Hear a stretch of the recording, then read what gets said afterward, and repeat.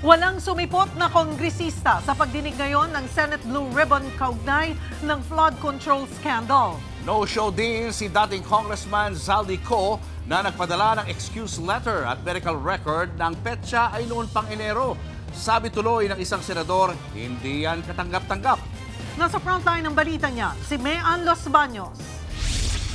15 ang inimbita pero ni isang kongresista walang dumalo sa ikapitong pagdinig ng Senate Blue Ribbon Committee tungkol sa maanumalyang flood control projects. Ayon kay Blue Ribbon Chairman Senator Ping Lacson, nagpadala ng sulat si House Speaker Bogie D. Hindi raw muna haharap ang mga kongresista dahil sumailalim na sila sa investigasyon ng Independent Commission for Infrastructure o ICI. Now, according to Speaker D, the members will not be appearing before the committee today in order to avoid any possible prejudice.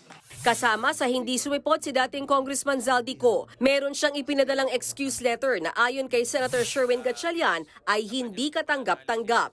January 23, 2025 daw kasi ang petsa ng medical record ni Ko. Meron ding dokumento ng hospital appointment ni Ko, pero ang petsa ay noon pang September 22. Hindi ho katanggap-tanggap itong excuse letter ni Mr. Zaldico.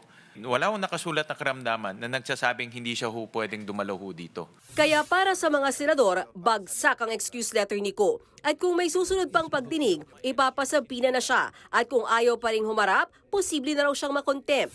Samantala, ang isa pang hinahanap sa pagdinig, ang kontrobersyal na witness sa si Orly Guteza. Si Guteza ang nagbunyag na siya raw mismo ang nag-deliver ng mali-maletang pera sa mga bahay ni Nako at dating House Speaker Martin Romualdez. Nasaan na po yung ating witness na si Ginoong Guteza? Because yung kanya pong testimony ay napakalaki po. Lahat po tayo nagimbal dito.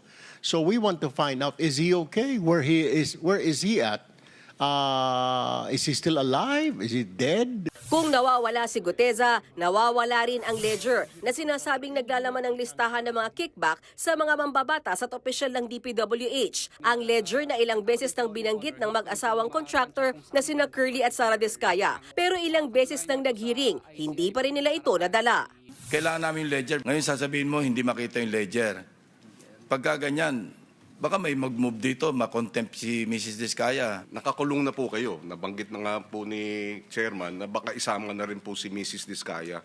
Pina-escort ang mag-asawa sa Senate Sergeant at Arms para kunin ang ledger. At makalipas ang ilang oras, dala na nila ito at agad-agad na nagbanggit ng mga pangalan ng mga politikong kumikbak umano. Ang nandito po ay si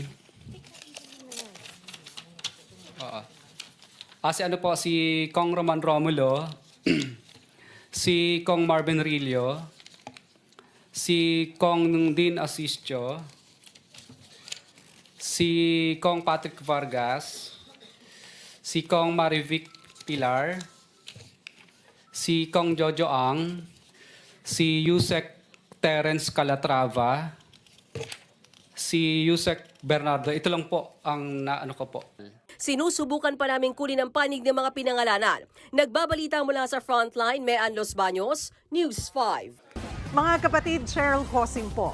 Maging maalam at may pakialam sa mga napapanahong issue at headlines. Mag-follow at mag-subscribe na sa social media pages ng News 5.